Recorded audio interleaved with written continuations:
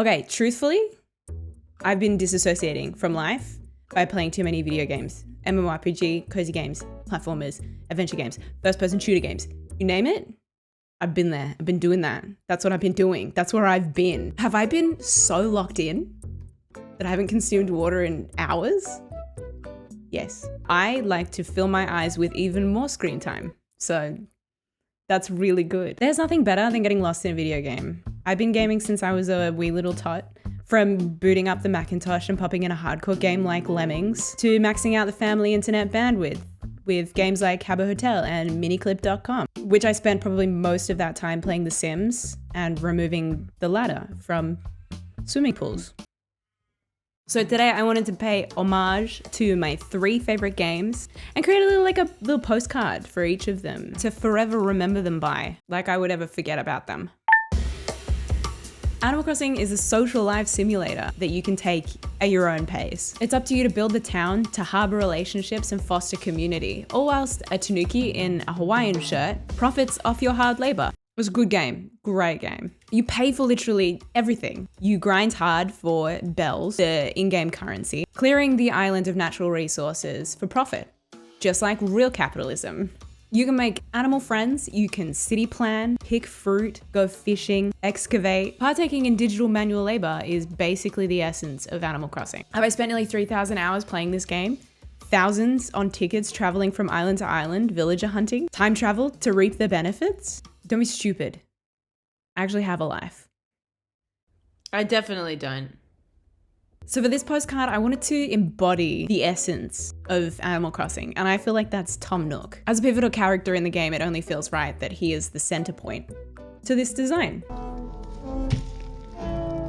I actually haven't returned to Animal Crossing in like over 2 years, so I'm certain that my villagers have either A, forgotten about me, or B, are awaiting my arrival with like knives and pitchforks. Because to them, I've literally just been sleeping in my bed for like over 2 years, which sounds wonderful. This sounds great. I think we're done.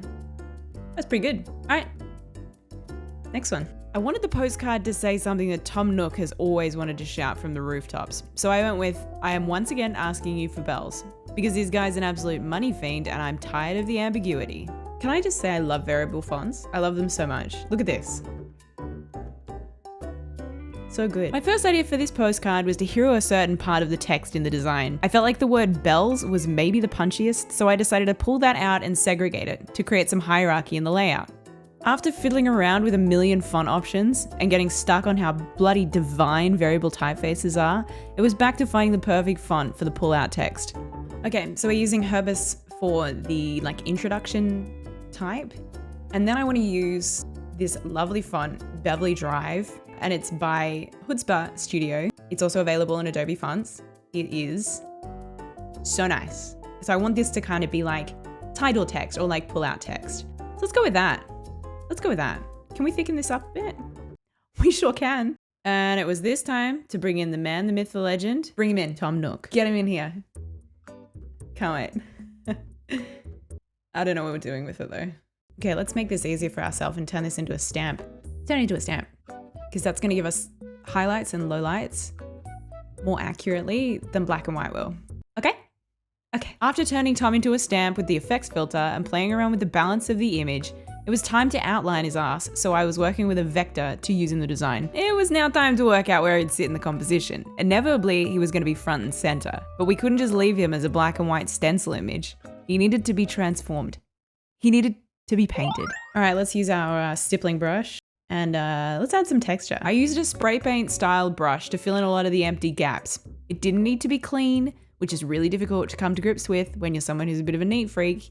In fact, the messiness of the coloring in added a lot of texture and illustrative style that I was going for. It's rough, but I like it. Choosing a color palette to use across a design is my favorite pastime, but not when there's a time crunch. I wanted to retain the Tom Nook brown, with highlights in matching earthy colors to truly represent Animal Crossing and the wilderness that you begin the game in. The design needed some typographic details to add a bit more interest and stop the design from feeling like it was sort of floating. Often adding in small typographic elements really helps structure a design and cement it. I added in these smaller bits of text and felt like some smaller pops of color at the top of the page would tie the palette in together really nicely. I created these Join Us stickers in pink with rounded corners to add a bit more detail. It's almost like a recruiter poster. Perfect. The design still felt unfinished at this stage and needed some additional flourishes. I added in these broader brush strokes that mimicked the texture on the illustration and mirrored them to match, so that there was some symmetry about the design. I do quite like minimal and refined design work, so this was like extra experimental for me, and I was quite pleased with stepping outside the box. Good exploration, everyone. Good job. This one turned out so much more successful than I'd hoped. I love the experimentation of the texture on Tom Nook. I never do this style, and the contrasting typefaces make the design feel a little bit more interesting. Okay, I'm taking us back to where it all started. You know how at the beginning I mentioned The Sims? Yeah, this is that. This is The Sims. The Sims is essentially a digital dollhouse. It's a life simulator. You can create anything and everything, just like real life, but digitally, and not with the millions that you can cheat to give yourself in the game. You can start your dream home, you can explore weird family dynamics, and you can experiment with life for fun. If you played this iconic game, you're probably very familiar with how it plays out. You're building the perfect house, you're adding everything your sim needs, 5 bedrooms, a ball pit, a rocket, a perfectly landscaped garden, 10 swimming pools, and then your curiosity takes over. What if there was a pool without a ladder? Just a thought. It's always good to start with background, I find. My idea for this postcard was wanting to create a bit more of a maths sum. Sim plus ladder equals Grim Reaper. I began arranging my images on the page and playing around with the contrasting colors. This layout really wasn't working, so I looked at what typefaces I could use to really sell the postcard. I gave the Sims a bit of a slogan of play with life, because that's absolutely what you do in this game. It's a cheeky nod to fuck around and find out, but the PG family-friendly version, in a commercial way. I'm gonna be so real, the pressure to make these look good is through the roof. But they're not gonna look good, are they? Now don't get me wrong, I'm a big fan of white space, but this was feeling super boring. Adding blocks behind the imagery added an extra dimension, which I ended up scrapping at first because the blocks weren't adding much and it was looking really boring. I thought I'd look at really deconstructing the image and try labeling each element in a bold typeface to add personality. But this really wasn't cutting it and it needed something more. This would have been so much easier on Photoshop. So much easier. Why do I do this to myself? I kind of thought that playing with the header would solve literally all my problems, but it only made it worse. I revisited the block behind the image idea, but this time with a gradient.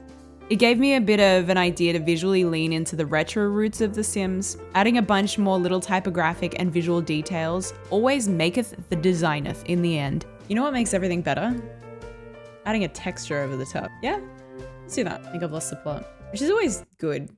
It's always good to get there. I'm glad we've arrived. Do I dislike this one? Yeah, a little bit. But you have to make a few pancakes before there's a good one. You have to flip. Not my favorite design in any stretch of the word, but we arrived at something. I do, however, like the idea that it communicates a snippet of what The Sims is all about. For this postcard, we're going to be doing Zelda Tears of the Kingdom, which is the newest game in the Zelda franchise. In this game, the idea is for you to save Princess Zelda and defeat Calamity Ganon. You'll be gathering ingredients, climbing cliffs, finding Korok seeds, all in a tunic with your besties. This is a 3-map world adventure game where literally nothing is off limits. I want this postcard to feel kind of regal and a little bit mythical and fantasy driven, much like Zelda is. We'll see what happens. Probably won't turn out like that at all. When I was deep into this game, the best thing I found was to create basically a bridge to solve literally any problem in the game. So I kind of wanted to be based around that because that was my way of succeeding in the game. So I kind of want this to say something like, everything can be solved with a really long bridge. And it's true. If you ever get stuck in Zelda Tears of the Kingdom, build yourself a bridge. It's wildly versatile construction. You can thank me later. The idea for this postcard was to combine multiple elements and weave both imagery and text to tell a story, given how story-based Zelda is. I wanted to use a serif typeface as a nod to the fantasy world of Zelda. I extended the spaces between the text using tabs and spacing, creating room to weave the imagery and graphics in, while still retaining legibility. I wanted the illustrations and imagery to breathe a little bit. I started placing the imagery in and around the design, playing with different blending modes to get the desired look. It felt a little bit like a puzzle, working out which image fit best with what block of text. To pair with the capital serif, I wanted to break it up with a script font. To highlight the importance of how long the bridge was, I chose the word really, because the bridge was really, really long. Look at that, that doesn't align.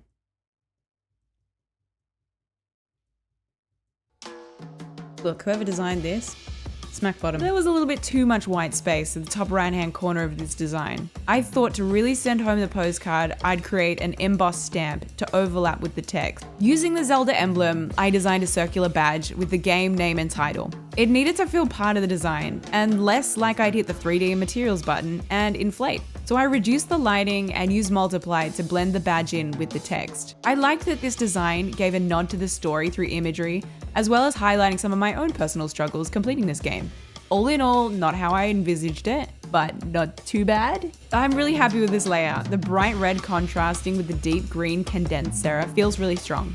Great, awesome, love that. Some more successful than others, but these 3 postcard designs really communicate my own love and admiration for these games. From navigating Tom Nook and his pay off your debt or sleep in a tent capitalism, to the joy of turning Zelda into a bridge building simulator just to save a Korok. These designs really tell their own unique story. A story of triumph, of chaos, joy, and the slow deterioration of my eyesight.